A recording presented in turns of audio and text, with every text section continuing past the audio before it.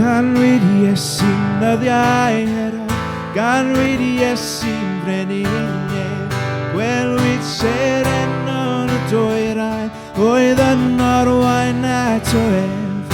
Ro'n i'n mwliant i'w chegresau, mae'r gogoniant ar ei wyneb, wyneb Iesu brenhinau.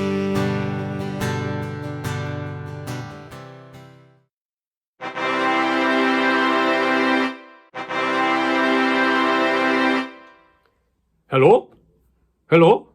O, fi Herod sy'n ma, yn siarad o fy nesg yma malas weithus. O'n i'n mynd i ddod i'ch gweld chi, ond a dweud y gwir, rwy wedi mynd bach yn ddiog ar ôl y cyfnod clo yma. Mae'n haws o lawer i mi siarad â chi o gytre, dros y sgrin fel hyn. Rwy tyme bach yn upset. A dweud y gwir, rwy'n upset iawn. I fod yn hollol onest, rwy'n eithriadol o upset. Rwy newydd erbyn neges destun yn dweud fod brenin arall wedi cael ei eni.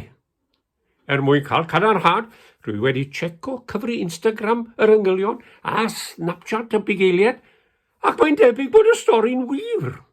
Mae yna frenin newydd wedi cael ei eni. Baba bach y Methlem. Nonsense! Fi yw'r unig frenin. Does dim angen un arall. Doethion, ble i chi? I chi na? Sa'n gallu gweld chi? Cerwch i chwilio am y brenin newydd. Cerwch i chwilio am y baban bach. A dewch nôl i ddweud wrtho i ble ma fe. A fe, a i ymweld ag e wedyn ni. I dalu gwrwgaeth iddo fe.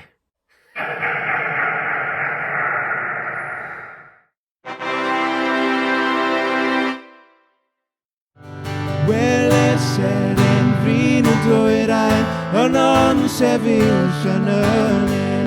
Uwch y lle gorweddau'r bychan, bu llawenydd mawr dros ben. Ro'n i'n mwliant uwch ei bresau, mae'r gogoniant ar ei wyneb, wyneb Iesu brenhinau.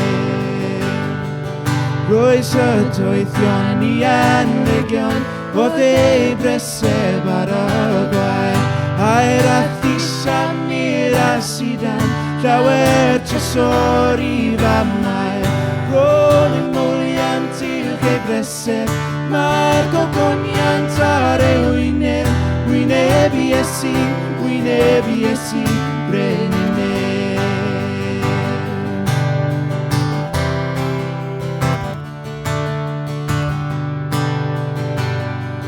Dweud angholion gyda dynion, ef yw tryswr mwyaf fi.